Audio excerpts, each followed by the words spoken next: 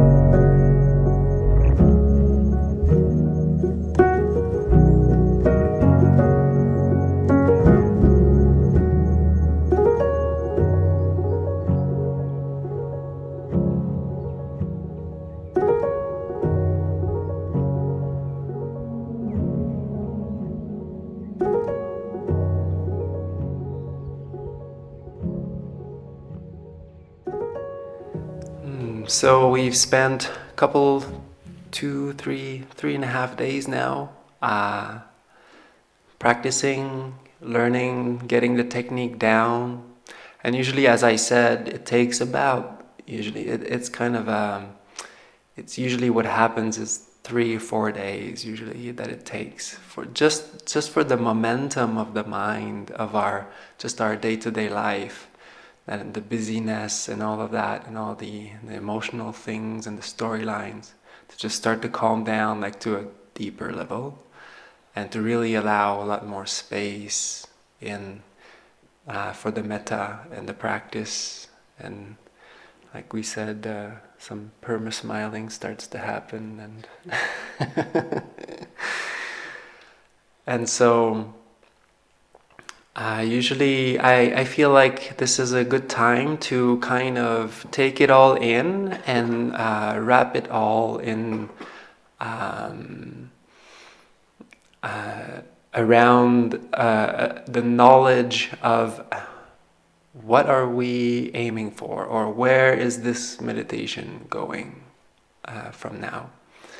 Because we've learned the basics, we've learned a lot of the wisdom of the Buddha, discerning mental states and their natural qualities and what they bring into the mind and what happens when we actually let go of unwholesome states, cultivate wholesome ones. So we've talked a lot about that. And that's mostly right effort, wise, I like to call it wise practice in my own translations. I like to translate the word samma, which is usually translated as right. I like to translate it as wise. And effort, I like to call it more practice, because this is actually the heart of our practice is right effort, basically. That's what we do. It's like the engine of the path. The rest is all components that are equally important, but the engine that makes it all turn and makes it all happen is right effort. And I think I'd like to give a more detailed talk to bring the Eightfold Path all together and to explain it all, how it works and what it is completely, probably later. As we progress, then the way that I like to see it is that when we practice right effort, we abandon unwholesome states, we cultivate wholesome ones. Then there is awareness arising. wise awareness, or wise presence of mind. That's how I like to call it. And that I just basically look at it as a byproduct of our practice. It's not really something that we do. Awareness is not something that we kind of do necessarily. It's actually a byproduct of our practice. It's the result. So as we do the right effort, wise practice, then awareness comes naturally. That's the result.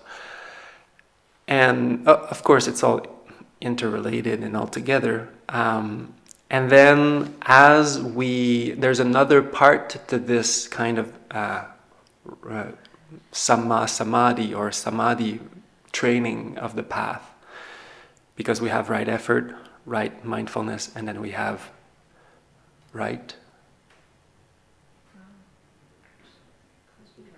concentration, yes, which I like to call wise collectedness. And so the wise collectedness is what happens to the mind as it becomes purer and purer and purer and more released. And the way that I like to look at it is basically when we practice in this way, the mind will go through stages of release. And tonight will be the roadmap to these stages, one by one.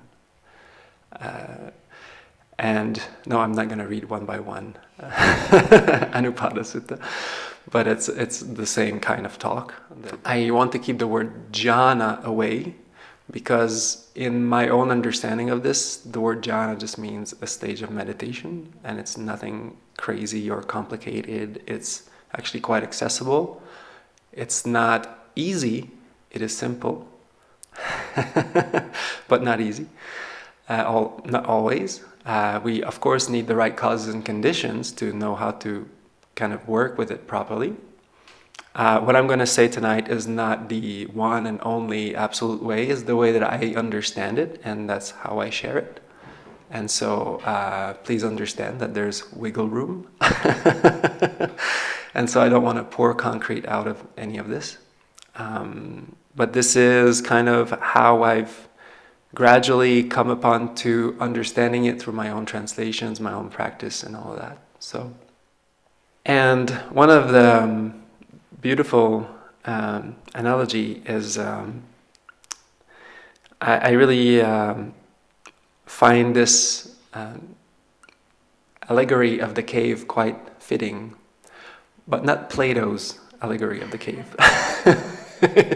Yes. So this is Doug's allegory of the cave, and Doug is quite a long-time teacher within our group, our circle. Doug Kraft. He lives in Sacramento, California. He's a good friend and teacher, and just a very lovely, kind heart. And this is from a little story from his book, The Buddha's Map. Imagine living our entire lives deep inside a mountain. There are seemingly endless chambers and large caverns connected through intricate arrays of tunnels. There are beautiful rock formations and deep pools, and many people living in the mountain. It is pleasant. This is where it differs from Plato's.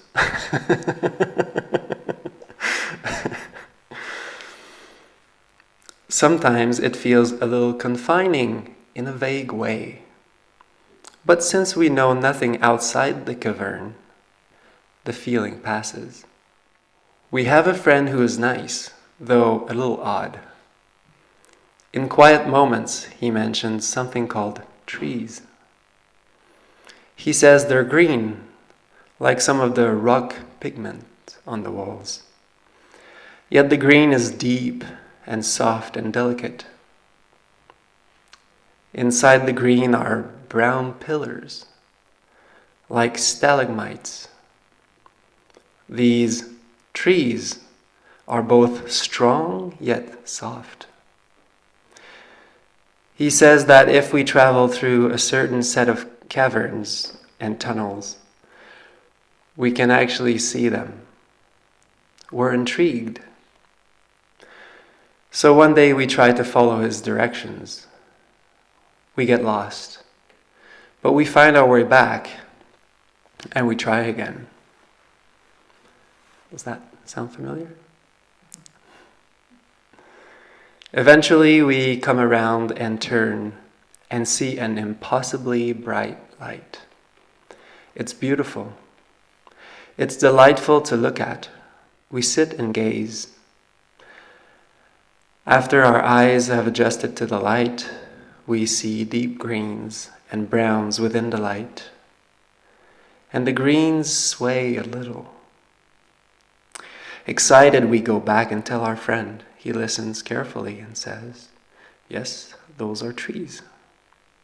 You were looking outside the mountain through what's called a cave exit. Rather than just look at it, why don't you try to walk towards it and see what happens?" This hadn't occurred to us, but it's intriguing. So the next time we find this light, we walk out of the cave exit. Now we see more trees. They're so much taller than we'd imagined. They rise up and up. It's dizzying. And above them, there's no rock ceiling. Just a tiny patch of, well, nothing. The nothing is a soft, light blue. We can't quite focus on it, but it's beautiful. How can nothing be beautiful and have qualities? We go back and tell our friend, who again listens carefully. "Yes," he says, "the trees are very tall, and that blue nothing is called sky. It's lovely to look at, but rather than stopping there, why don't you walk outside the cave to the right? You'll come to some water. Unlike the water in the cavern, this water moves. It's called river." Walking outside, we come to a wall of trees. The wall isn't solid rock. We can walk through it, slipping between the brown pillars. Eventually we find the river. It's not what we'd imagined. Not only does it move, it lifts up and down and swirls. It's large and powerful, and the blue nothing above is even broader and lovelier. We go back and describe all of this to our friend, and he listens carefully and says, "Yes, that was river and sky. Now you're beginning to see the whole forest. You have gone far, and you can go farther. As you're comfortable, follow the river in the direction from which it flows. You'll come to what's called a lake. It's huge and still, and the sky above is even larger." Our friend guides us farther and farther, but can't actually travel with us. We have to do that on our own. What we find along the way is never quite what we imagined from his descriptions. But when we try describing it ourselves, we can't find better words. It's just something one has to experience to know. Before we ventured outside the cavern, we could have heard about or read about trees, rivers, lakes, and sky. We might have trusted that they existed. We might have believed in them, had faith they were real. But after experiencing them, we no longer believe in them. we know them. We've seen them directly. This make-believes and faith seems pale and somewhat irrelevant by comparison. And so this little story has, of course, quite a lot that is pertaining to our practice, to the path that we walk through. At the beginning, there's this bright light of metta that is kind of hard to work with, and we're not too sure what to do, but we're just kind of still putting it out, and it's coming and going, and not too sure how it works. And then at some point, we get adjusted to it, and then it also calms down, and then we start to see the landscape. We all have to walk out ourselves also. This whole landscape is quite beautiful, and it's something that we're not really used to, and it takes a while. We have to kind of adjust because we're used to being in this kind of cave. And this is where I see the cave as basically the hindrances. And so we're kind of wrapped around in this veil, and slowly as we start practicing, then we start to really see the inner landscape and walk through it. Would anybody be able to venture and dare saying any one of the 5 hindrances that you know? Ill will. Ill will, very good. That's one. Doubt, yes. 2. Sloth and torpor, very good. Restlessness, very good. And greed, yes, very good.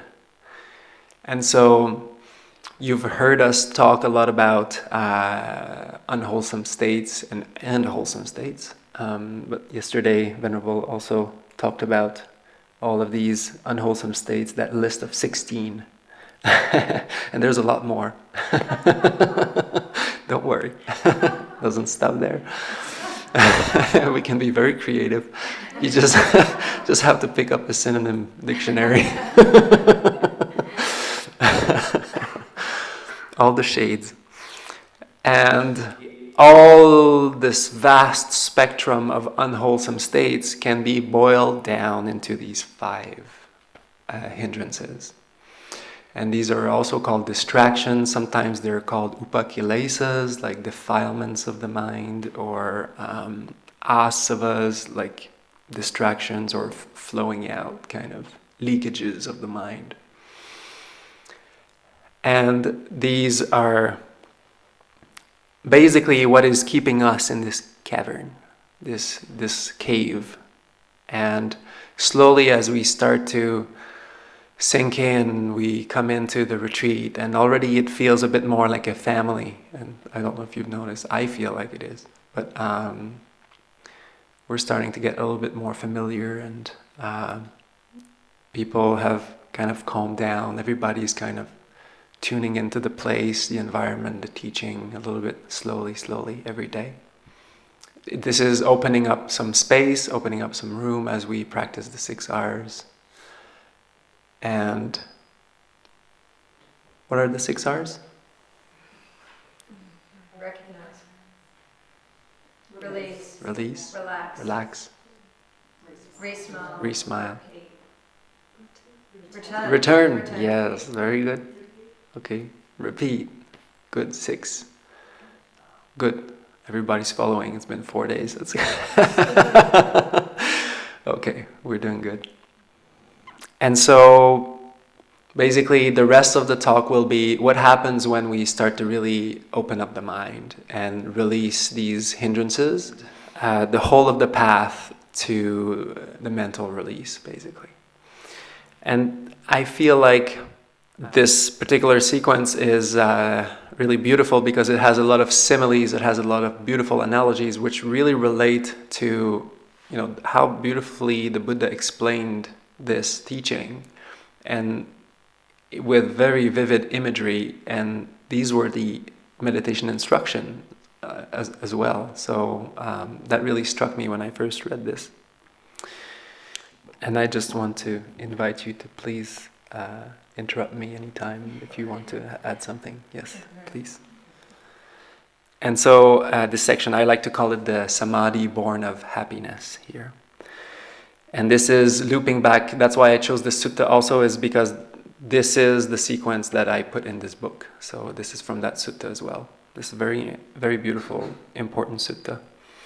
Growing increasingly aware of this gradual fading away of these 5 hindrances within oneself. Gladness? Gladness. Arises. Very good. Just checking. From this gladness, joy arises in the mind. With a joyful mind, the body becomes calm. Yes, very good. It's tricky because we've said it a few times in the morning, but not yet a lot, so it's a good test. With a calm body, one experiences happiness. And here's the final quiz. With a happy mind, yes, collectedness. With a happy mind comes mental collectedness. It's written here anyways, I don't know. The Buddha's saying it. And here it's really interesting because it really just, there's nothing in between. It just flows right into the first level of meditation, which is letting go of all sensory engagement and letting go of unwholesome mental states. This we just saw, so it's basically repeating what we just saw, letting go of the 5 hindrances. These are the unwholesome states. And the sensory engagement, that means actually the greed part. So these 2 lines here are just what we just talked about. Still attended by thinking and imagining or examining. Yes, discursive thoughts could also be like that. I like thinking and imagining too because it brings that other kind of angle on it, where this is where we have the possibility of remembering a spiritual friend. We have the sentences, may you be happy, the baby goat, whatever it is for you. For me, it's the goats, but or nature, or people like. But baby kangaroos. I still yet have to see them, but I'm sure it's going to be good.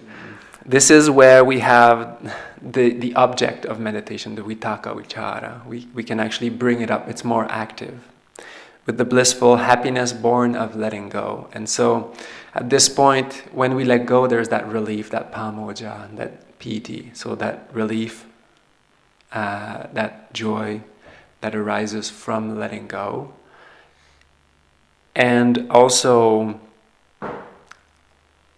when, like I said, when was it, 2 days ago in the talk I gave, when there is loving kindness in the heart, in the mind, there cannot be any unwholesome states. They cannot stay, they cannot persist. It was written in the sutta.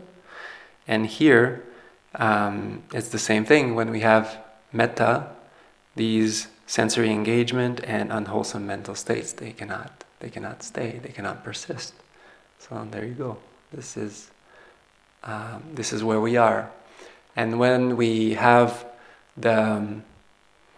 when the feeling is there, when the metta is there, that's what's happening. You might be recollecting your spiritual friend, seeing them beaming, smiling, beautiful. It's like, wow. Mine was, my first was Clovis, my childhood friend that I said, we're born at the same time. Our moms met in the hospital, and we know each other since then. So anyways, we've been hanging out for a while. But and so we used to surf together, and I would just see him super happy, smiling, and and I would just be above and just like see him like surfing his wave and like being like the sun. And so that's that place where we have that activity in the mind, but it's fully wholesome at that point. It's not unwholesome. Then whatever happens, the metta, the loving kindness fades down. It goes away. Mind gets distracted. It starts buying into a storyline about, oh, I left my keys there, or this person I haven't texted back before I came to the retreat, or I haven't answered that email. That is when basically we're taken out of this space. And it's not like a cut clear transition where you're in it and then that's it. You're in it for like hours, and no, it's gonna be in and out, and it's a process. It's a gradual training because we're purifying the mind. The mind has got a lot of stuff going on in there, so we need to like calm it down. It takes a few days, and here we are. One understands and abides in the first level of meditation. So when that happens, this is the first level of meditation. I really, one of the most beautiful things that I heard Bhante said at the beginning was those jhanas, they are levels of your own understanding. And so they are levels of, personally, we had that a little bit of an exchange on the word jhana earlier. I see the word jhana a lot closer to the word insight than a lot of other words out there that are used for the word insight, because, well, D is also like bringing light onto something, and so it's the see, and it's also the mind, basically. So it's the vehicle of the mind, or like it can be interpreted in many ways, but so for me, I see all of these levels as like, hey, this is where your mind is going to be, and this is what you're going to experience in some way, and you're going to be that level of understanding, basically. At that point, you're going to experience that, and you're going to understand that when you let go of these unwholesome states, when there's actually joy that arises just from inside. Great. That sounds like a good deal.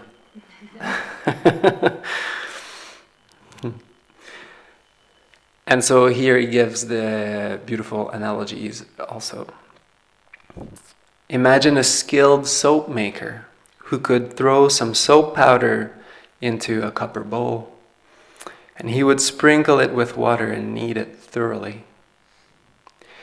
Then after some time, the lump of soap would be filled and suffused by moisture through and through, everywhere touched by the moisture, yet it would not leak.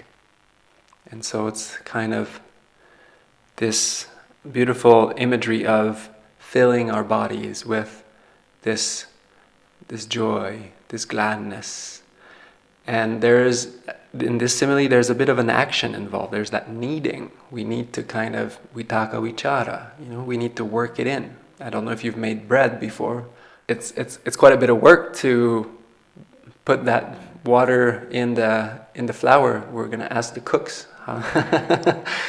And you get strong forearms for sure.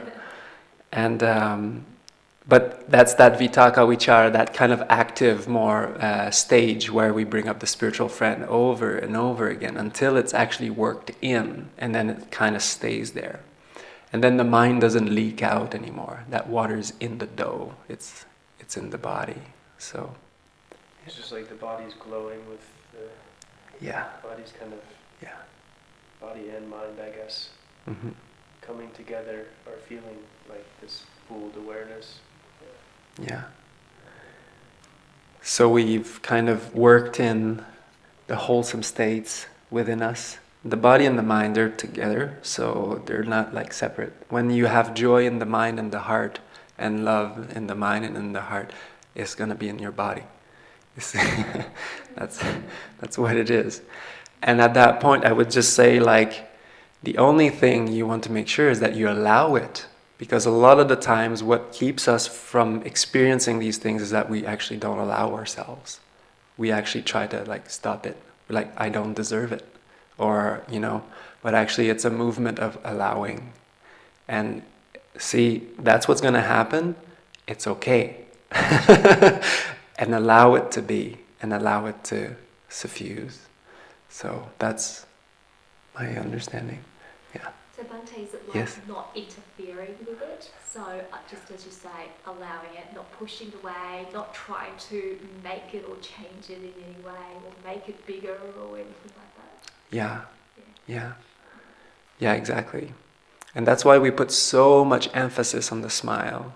Because when you smile, that's going to happen on its own. Like really easily, actually. The more you smile, and you should be smiling pretty much all the time. Like people should look at you and be like, who's that crazy person? It's just like smiling all the time. And actually those are the people who make the most progress. It's just, and it's not, it's not like an excited kind of like losing our mind joy. It's actually really, it's just actually gaining some mental clarity through that joy. It's a peaceful, calm joy. And so just really don't hold back on the smiling, don't hold back on the joy, and just allow it. Now, when we practice this, of course, as we do this, there's some in and out, there's a movement, You're not going to always stay there, you're going to come out. But at this point, I think everybody is starting to have this pretty good now. There's quite a bit of calm and clarity and joy and love coming up. So, with the calming of thinking and reflection, with inner tranquilization. And this is touching upon a lot of questions I've had on interviews. Like, am I supposed to keep thinking about the spiritual friend? It seems like it's a lot at some point. How much am I supposed to pay attention to it? The answer is here, is actually you just use it, and then at some point when the mind feels like it's too much, and it's got the joy and the metta, no problem. It's all good. Just keep gliding on this. One's mind becoming unified, and this is the other really interesting thing that happens here. Without thinking or reflection or imagination. With the blissful happiness born of mental collectedness now. So here now we move away from, now the hindrance, the coarser hindrance have been let go of. We saw that, we heard the similes, like it's like being free from debt, free from slavery. It just feels really good. And then once we indulge even more into that, and the mind gets even clearer, then bringing up things, like bringing up objects, bringing up sentences, bringing up words, verbalizations, and things like that, it's going to feel heavy for the mind. And it's normal. That's okay. And you just stop it, and then just let it be, let it go, and then glide on the metta, glide on the joy. Too bad. That's what you have to do. Sorry, guys. And the interesting phenomena that happens here, because there's no more thinking and imagining and that active process, which is kind of making the mind still a little bit agitated, the mind starts to become collected. And see here, there's a very interesting difference. The word Samādhi does not come up in the first level. It comes up only in the second for the first time. So that collectedness of mind, that unity of mind, is really more present, mostly in the second level of meditation. That's kind of characteristic. Like all the imagination, the thinking kind of drops, and then the mind kind of pools and centers. One understands and dwells in the second level of meditation. One immerses, permeates, suffuses and pervades one's body. Or one could say one allows one's body to be immersed, permeated, suffused and pervaded. With this blissful happiness born of mental collectedness. And here the happiness, you will notice, or you might notice, that the joy and the relief and the gladness, the happiness, it comes mainly from that beautiful unity of mind. It's just like resting, and it feels so good at that point. That's what feels the best. Imagine a deep lake with water only welling up from within, with no other source flowing in. None of the senses. From the east, from the west, from the north or from the south, with no proper rain at any time. From that cool water spring gushing up from within. That lake would become immersed, permeated, suffused and pervaded by this fresh and cool water.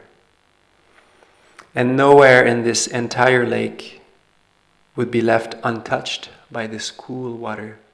This is another visible fruit of the meditative life. And so here, this gladness, this joy, the metta is actually that inner spring. And it becomes more natural because we've started to dig our well a little bit deeper, and then more water starts to come naturally. And it's just a natural result of our practice. At the early stages, one of the questions that we ask often to know if everything's going well is, do you feel that joy arising? Like naturally. Usually after a couple of days, there will be some natural joy arising. You've probably heard me ask you, maybe.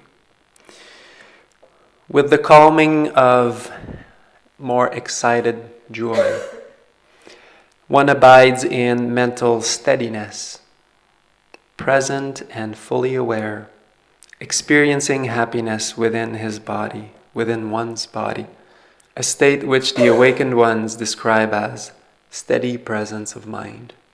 This is a pleasant abiding. And so here, following this sequence, now the stronger joy, the more excited joy, but it's like maybe the analogy of a good wine is not the best. Chocolate, yeah. Aged chocolate. The older it gets, the better it gets. I don't know if that works, but yeah. But that's kind of what happens here is that joy. It's not that it doesn't disappear here. The word is not like disappear. The joy disappears or anything. It's not like that. It actually fades away. It fades down. It calms down. So it becomes less strong, more moderate, tempered. But that's not something we're doing. We're not trying to do that. It's just happening because of the 6 R's. Naturally, we're slowly releasing the mind, releasing. And the more it goes, the more the mind finds great bliss in letting go of everything, all objects, everything. But there's a particular way which, if we follow that particular path, will be very helpful, I guess. So there's more than one way, again, but this particular way seems to have worked for a lot of people and for every retreat. So so it's been tried and tested, and there's quite a lot of evidence that the Buddha taught the Brahmaviharas, which is, the Brahmaviharas is basically another word for, did you touch upon that today? Actually, I said we would save it for the Okay. So the Brahmaviharas are basically the divine abodes, or the divine abidings of the heart. Brahma is the supreme entity, God in the Vedas and all that, and at the time of the Buddha. And vihara is a dwelling, an abode, a place of residence, or a way of being. And so Brahmavihāra means like the dwelling of Brahma. And that just means, back in those days, Brahma, or God, was known to dwell in 4 states only: love, compassion, joy, and calm. Yes. I also like poise, whichever one you fancy. Equipoise. Whoa. 2.0. Venerable, watch out. Can I give a brief analogy? Yes, please. Someone had asked. Mm-hmm. One analogy that Bhikkhu Nalio gives for these 4 Brahmaviharas, just a simple way to remember them, is regarding the sun and moon. So we can think of metta as kind of the high noon sun, shining radiantly, not expecting anything in return, and kind of shining on all beings. And Karuna is compassion, the second Brahmavihara. This is kind of like the sunset, the sun when it's going down, and it's there's an element of almost like typically compassion is the wish for beings who are suffering or who are less well off than us to be free from that suffering.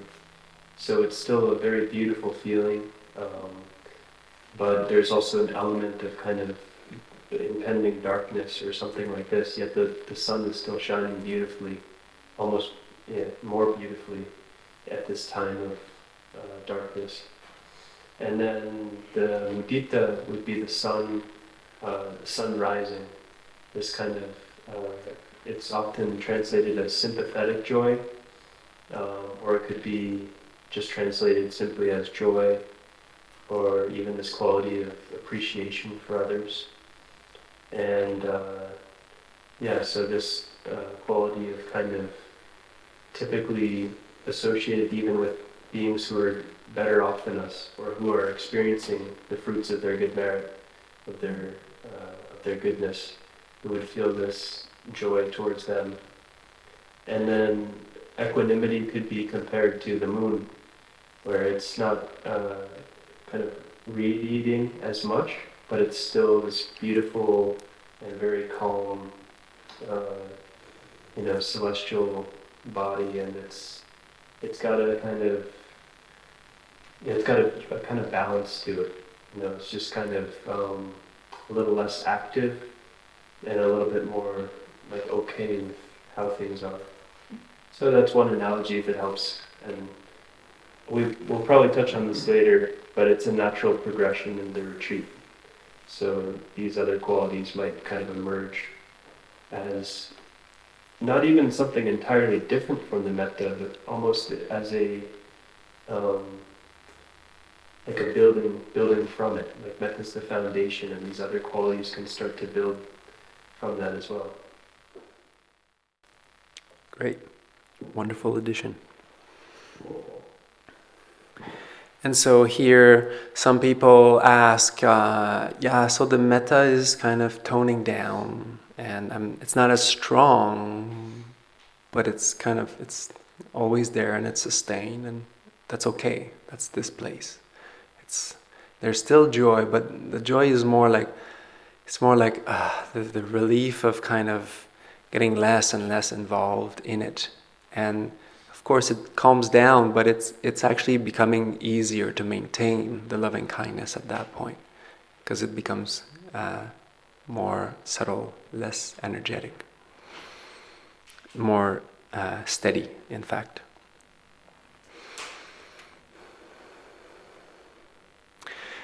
One immerses, permeates, suffuses, and pervades one's body with the happiness beyond bliss, or stronger joy. So that delight or that joy will always be there. It doesn't disappear, but it definitely calms down, it matures. And nowhere in one's entire body is left untouched by this happiness beyond stronger joy.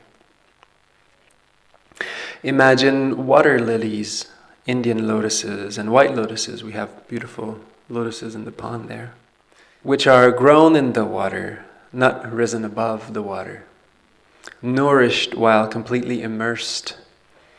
From their very tip down to their roots, submerged, permeated, suffused and pervaded by cool water.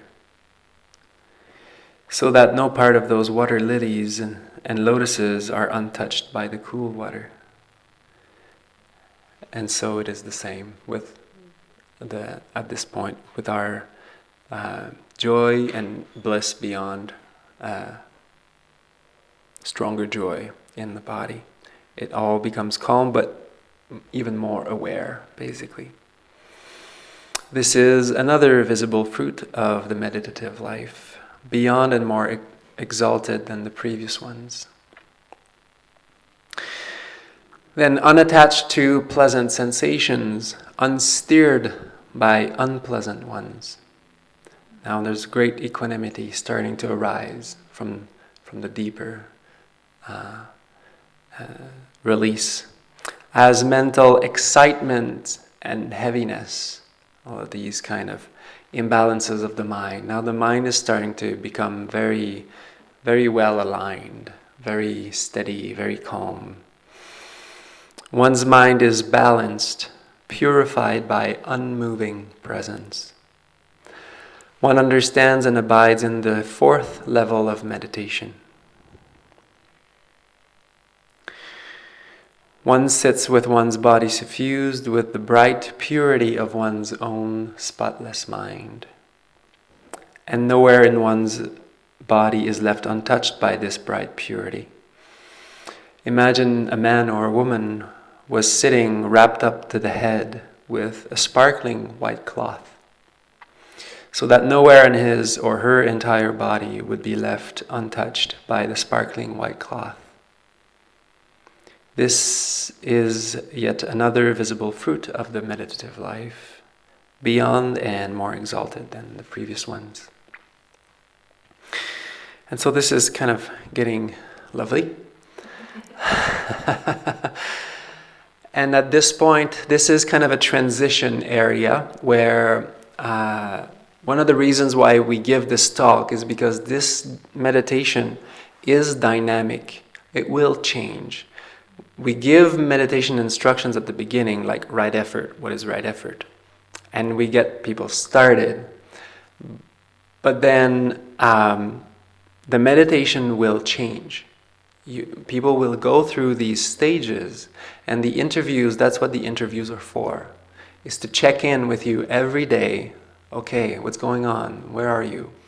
And we're going to start talking about deeper levels of meditation, and to really experience more of these deeper stages, you have to just remain still. You have to just stay with the meditation. And you'll be surprised to see how just that little impatience or restlessness that made you stand up before, you can actually just 6R it really easily. Yeah, really. And it'll go away.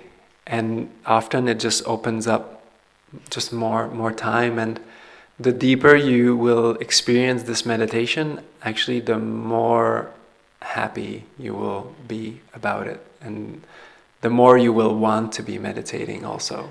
So actually to help people going deeper and deeper is actually helping them experiencing that really beautiful bliss of release and stillness in their minds. So that's just what we're trying to convey. Leaving behind all perceptions of form, rupa sanya, for those who are poly nerds. With the fading away of sensory awareness, turning away from the perception of plurality, aware of endless space. one understands and abides in the plane of endless space. And so at this point, I've talked about this to a few people today.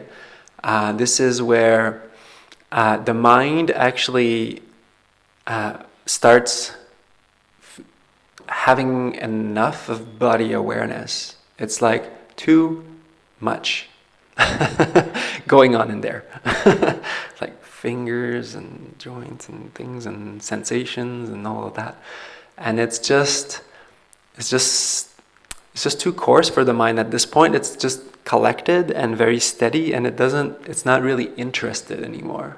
It just feels like resting there. And that feels a lot more blissful than just directing awareness into any of parts of the body. The perception of plurality that's how I interpret that. Nānatasanya is that, all of these sensations that are like constantly going through our body. Mr. Science, Venerable, do you have some numbers for us? Last time you dropped some numbers, it was great. Oh, thank you. I mean, this is from like information theory. I don't actually know, it's not proven or anything, but it has been said that we have about 11 million bits in the sense of like a computer bit. 11 million bits of information entering our nervous system every second from the external world. So that's just the external, that doesn't even include the internal information like our body temperature and things like that. And actually a large portion of that comes from our eyes if they're open. I think about 10 million bits from our eyes. So simply closing our eyes eliminates, 90% of the problem. And not the problem, but in this case, the information flow. And what's interesting is we can only be consciously aware of about 50 bits of information per second. So like attention is kind of moving around like this, and it's only processing 50 bits of that 11 million at a time. The way that I understand that it decides which 50 bits to focus on is that normally it's going towards things that are most salient, meaning most important for our survival or reproduction. So if there's something painful, it's going to go there. If there's nothing too immediately painful, it will look for something pleasant. It will try to find something you can eat, or often a thought. It will just go to thoughts, because if there's nothing in the environment that's requires your kind of conscious field of attention, it will just default to your thinking about other things that can be gotten in the future. Is that what you were? That's awesome. That's exactly why I asked you. Because I remember you had some numbers last time, and I was like, this would be the greatest time. Great. Yeah, so the part of the bliss of these states is there's no more 11 million kind of like darts hitting you. I mean, they're not actually like that painful, but compared to not experiencing these things, it's blissful. Wonderful. Thank you, Venerable. And so at this point, this is a kind of a tipping point where there's other sutta references for that which form the skeleton of our practice, but I'm not going to go through that one. But here, the metta cannot be brought further than this, because the metta is too strong of too many bits. Too many wholesome bits. It's really wholesome, but it's too many bits. And we can't carry it there, because the mind at that point, it just wants to stop processing, basically. It just wants to move away from all of that. And it feels just more and more blissful to not have, this, just not even feeling that whole body at this point. And sometimes people will gradually start losing awareness of certain parts of their bodies. As they're practicing metta, the metta calms down a lot, and then the mind becomes very clear and still. And people will usually sit for an hour and a half at that point, for it to really kind of materialize as kind of a tangible state, a stage of meditation. Can be experienced sooner, especially in more seasoned meditators, but generally speaking, this will be a good time frame to experience that after 3 or 4 days of retreat, because we need to really clear a lot of what's in the mind before we get there. And what happens here is, this is the limit of metta, and the metta will kind of, it just fades. It just kind of, it feels a bit more distant. It still kind of is, but it's more distant. It could be seen as some kind of a distant compassion, but not everybody sees that, and you don't have to see that. You can just feel like the metta is kind of distancing and moving away. And actually at this point, things can go a little bit faster. Like it can take 3, 4, 5 days to kind of get there. And then the rest of the other ones can go actually quite a bit faster once we go there, because they're a bit more subtle and the mind is more settled, and we're into like a more of a schedule in the retreat. Like we're kind of settled, so it goes a bit faster. And at this point, sometimes we say like the metta goes into the head, but what's really happening here is that, as I explained earlier, mind doesn't really care about the body anymore. It just doesn't want to bother with all of that stuff. And it's just basically the metta, or the really light metta, will still be there, but it will be mostly from the head. Or it seems so, but it's just that the mind is very collected. That's why that's happening. So technically it's just the mind being radiant. That's what's happening at that point. And sometimes we ask, so do you feel like it's like, do you feel like a bit of an expansive feeling? Do you feel like it's very or spacious? Some people feel like it's an expansion thing, but some people also just see it as like, it's like being in a very vast kind of open space. And that's the way that I understand this anyways, is that body is body and mind is mind. So the mind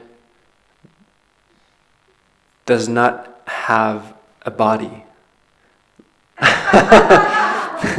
Seems simple, stupid, but of course these two are very closely related, like nama rupa and all that, and we can see later in dependent origination we'll talk a bit about that. But when the mind is free from bodily awareness, the mind doesn't have a body, so it doesn't have limits, it doesn't have these boundaries, so it's just radiant. And there are many suttas where the Buddha says that the mind is luminous, the mind is radiant. And so that's when meditators will start to have a really good insight on the beginning stage of the nature of the mind, basically. How spacious, how vast it can be. And at this point you just keep radiating what you got. Keep shining your light, and don't worry about the labels too much. If you feel like it's compassion or like very light compassion, that's okay too. There's going to be some kind of wholesomeness, radiance going on, and that's good. That's all good. One understands and abides in the plane of endless space. That's a big kind of turning point here, so it took a little bit more time. The other ones are a little less thick. This is that other kind of happiness which is beyond and more exalted. Ānanda, I just like to point out, this is another sutta. He's using the same words, that each of these levels is blissful and more sublime and exalted. Those who say, this is the highest peace happiness and delight that can be experienced, I do not agree with them. That's the Buddha, not me. Why is that, Bhante? Because, Ānanda, there is another kind of happiness beyond this and more exalted. What is it? Here, leaving behind the plane of endless space, aware of endless consciousness, one enters and abides in the plane of endless consciousness. So here, what happens is that as the mind gets used to the vast, broad expanse of like that natural quality of the mind, which has no boundaries, no limitations, it's just open, then at some point it will start to actually be calm and more confident in that space. And there will still be that light radiance, but it will again soften and soften. Maybe you might notice it's just like a light joy, very light joy. And you might notice the next level of understanding how the mind works is now we've seen like the vastness, and now we're starting to go deeper in the mind, and we start to notice it's always going on in there.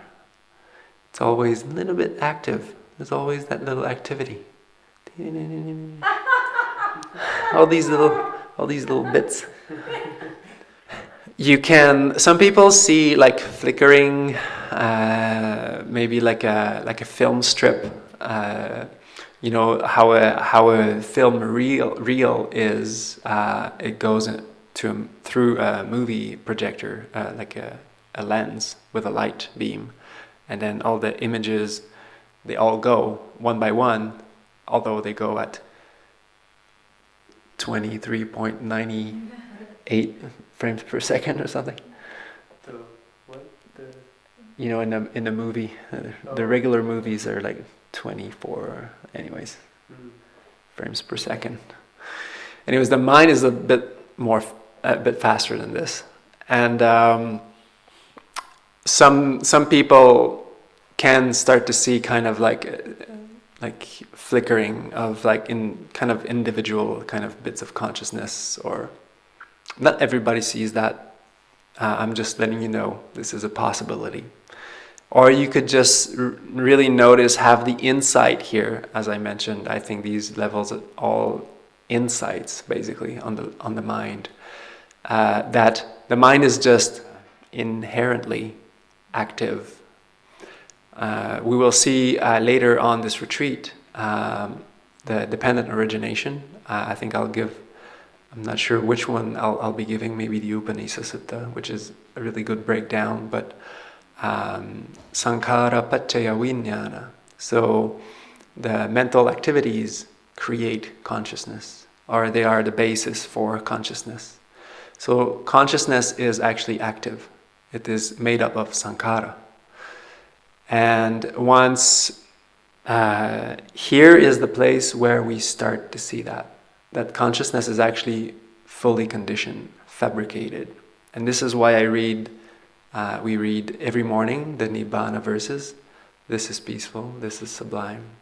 The letting go of all mental activities, the complete letting go of tension or craving, appeasement, release, nibbāna, the blowing out. And this is a place where we start to notice that. It's peaceful and very subtle, and there's that light, radiant joy, or just really light radiance. Yet we can see this kind of, it's active. And as we keep going deeper and deeper, that will start to calm down too. This is that other kind of happiness which is beyond this and more exalted. Those who say this is the highest peace, happiness and delight that can be experienced, I do not agree with them. Why is that? Because, Ānanda, there is another kind of happiness beyond this and more exalted. here, leaving behind the plane of endless consciousness, that active, yet very subtle and calm. Aware of nothing in particular. One understands and abides in the plane of bare awareness. This is what I call the plane of nothingness. Akinchayatana. Akincha means kind of there's nothing. It's like someone that's been taken away out of its possessions or its qualities, or like there's nothing left. It's been rid of everything. That's why I call it bare awareness, because I've changed that word many times, and I really like this because nothingness, the plane of nothingness, can be confusing sometimes. Like, okay, so there's nothing, but there's awareness.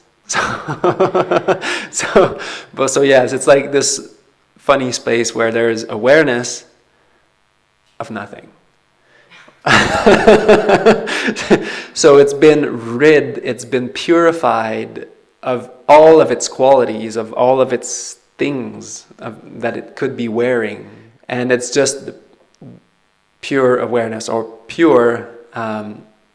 It's still conditioned, it's still fabricated, yet at this point there seems to be that space where that awareness is just completely open, bright, and clear. And this is where we have the transition into what we call the clear mind, or the still mind, or the quiet mind, where the radiance, the very calm radiance, radiating calm, or equanimity, or equipoise, Venerable's thing. And at that point, the mind has that insight that radiating thing is actually a little bit troublesome. What if I were to just let that go? And it actually lets that go. And the mind is just clear, still, bright, very blissful, not blissful in like Superman blissful, but there's no fireworks there or anything, but it's that bliss beyond words, basically. You can't describe it because you can't bring anything there. It's just, the mind is, more and more, the mind has never experienced such mental relief. Like even when we sleep, it's not even close. So that's how the mind feels at that point. We will let people know, that is, from now on, that is your vehicle of awareness. That is becoming, we're leaving the Brahmaviharas. By the way, the Buddha said that the Brahmaviharas do not lead to nibbāna, but it's a fast track to it. So it's there's other ways too, and that particular method seems to bring a lot of people fast, like a highway, and kind of bring them there. In a lot of suttas, the Buddha really often starts with the Brahmaviharas as a foundation. And once people have reached a certain place, it seems like mindfulness of breathing will be more emphasized. The Satipatthanas will be more emphasized. They're kind of together in a lot of, like in the Satipatthana Sutta, you have the first bit of Anapanasati, right? And my feeling is that he's not explaining the whole thing because they already know. I think that's what it is. So he's just like, I'm not gonna. Yeah, and so basically at this point, we're leaving the vehicle of the Brahmaviharas altogether, and there's no more radiating, there's no more of that kind of volition out, because it's too much to carry at this point for the mind. And we start it's like an advanced satipatthana practice, basically. It's basically watching mind as mind, because it's just very still and there's very little going on. And at this point, I'll be speaking more about the whole process in dependent origination, how consciousness breaks down and there's complete release and emptiness and voidness and all that good stuff. I can't give all the surprise in one talk. So at this point, the clear mind, the still mind, will just become the vehicle of awareness from there on. Ānanda, those who say this is the highest peace, happiness, and delight that can be experienced, I do not agree with them. Why is that? Because there is another kind of happiness that is beyond and more exalted. Here, Ānanda, leaving behind the plane of bare awareness, one understands and abides in the plane of the plane between awareness and its limit, or neither perception nor non-perception. This is where basically there is not enough mental activity in the mind, as I said, sankhara paccaya vijñāna. The activities of the mind condition, make up this kind of cloud of consciousness. And there's like the cloud is dissipated too much. There's not enough activity for it to be even aware of itself. And so it's kind of dissipating. Sometimes it can be called this like luminous emptiness or bright emptiness that is starting to kind of be. But the Buddha said in that state, now there's not enough activity in the mind to be aware of exactly every every moment. So because it's too released. And so the only time that one can be aware of that is while coming out. Then one will paccavekkhana, will retrospect on their own mind, on their own consciousness, and see, oh yeah, there was some bits. And there was some kind of going in and out, because at that point one has to even let go of awareness itself. And so that's quite profound in that way, because that's the last bastion of I, me. And this is where all of the deepest clinging to any kind of self idea or concept is, that level is the last bit of it. And awareness is fully fabricated, and so once we start to release it, the idea of a self, of an I, it just kind of becomes that doesn't really exist. And then one comes back, like activities starts to form again, and then there's enough awareness again to be aware of an experience of that, and then there's kind of a reflection upon what just happened, and then one can see that there was not enough activities there. And so, continuing on that path, I'll just keep going because this is those who say this is the highest peace, happiness, and delight that can be experienced. I do not agree with them. Buddha is kind of going far. Why is that? Because, Ānanda, there is another kind of happiness beyond this and more exalted. And here, I just like to throw in the mix again, the last of the Tevijas, the last of the three knowledges, right before the Buddha kind of broke through to awakening. With this composed and collected mind, wholly cleansed and purified, and that would kind of be where that happens.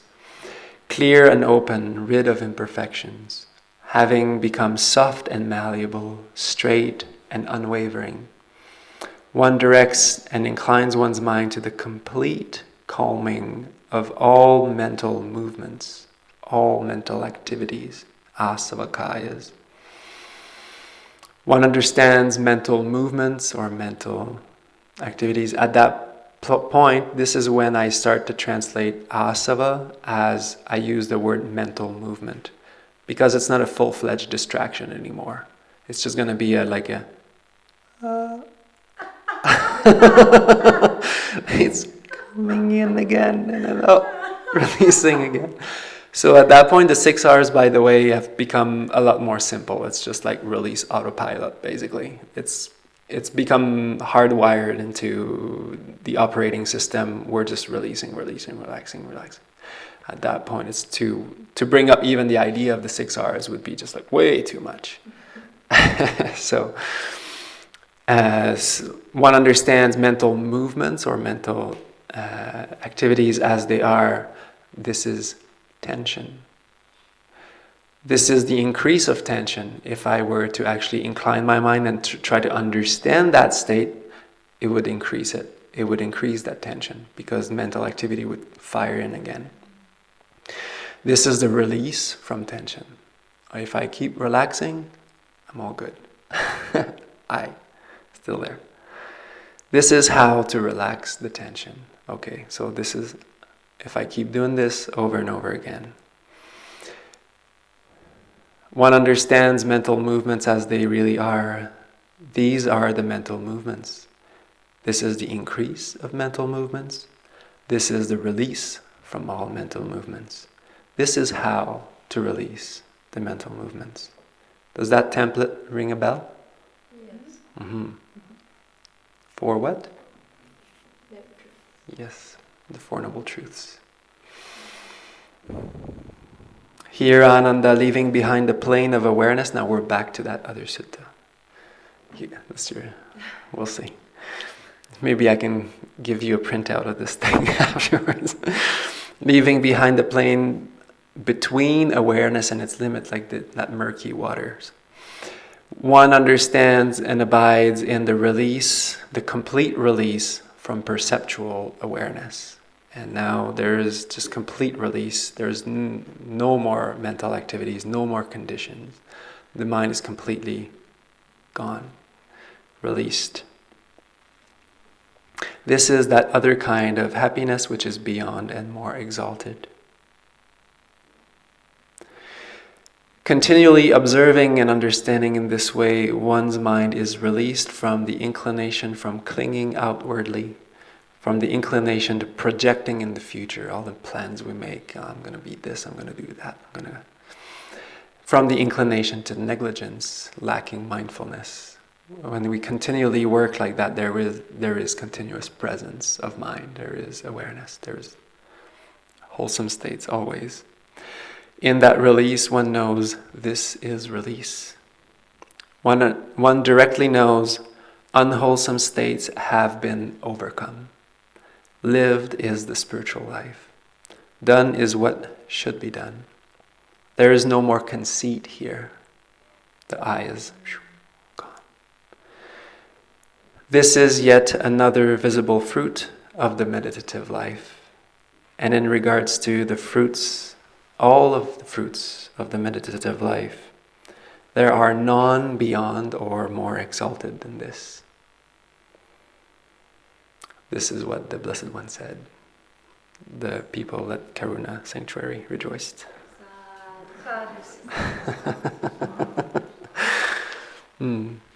I didn't add the last bit. Okay, so I don't want to take up too much of your time. I know this is a big sutta and it's got a lot of information, but this is the map. This is the Buddha's map.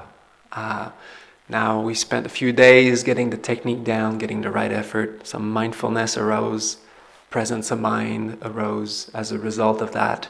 And now the mind will progress through these levels. We don't try to make that happen, but it's useful. It just happens naturally. Basically, we don't need to force any of that. We don't even need to put our hands in it. But just for the sake of having the map, like when you're walking in the forest, climbing a mountain or whatever it is, it's just really useful to know where you're going. And so it limits the chances of you being lost. You still have to walk the path with your 2 legs, and it takes the time it takes. Doesn't matter. It's blissful, I can tell you, from the beginning until the end. And it's for you to enjoy, and it's there. This is the Buddha's gift to us. Please. Thank you. This is a beautiful talk. It's one of, it's beginning to get into the really deep territory. So some really juicy topics. And one of the tricky things about leading these retreats is that we want to give you a map because it is helpful to know what's happening in the mind. But the danger of maps is that they become the territory in the sense that there is this element of psychological priming that can occur, where once your mind has heard something, it might start looking for that, even if you're not trying to. And so the map is there as a useful support, but one of the most important qualities that you can have as a meditator in general on the spiritual path is this quality of self-honesty, of really looking objectively at what you're experiencing in your mind. And I can remember being on retreats and kind of wanting to impress Bhante with the interviews, like, oh, I want to tell about this, or I hope I'm here. And at the end of the day, I mean, you may not see us again, at least for a long time after this retreat, so it doesn't really matter about, what's said in the interview. What's important is that you're really honest about what you are experiencing, and wherever you are is completely fine. What's important is to recognize that in your mind and know that these things are possible and that they may happen, but they're not going to happen by kind of wanting it to happen or looking for it.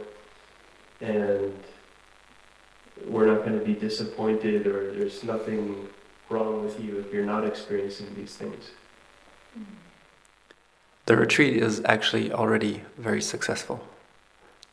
So everybody is actually already very successful in their meditation right now, that I can tell. So, so that's really what matters. Yeah. So we can share our merits, and page 213.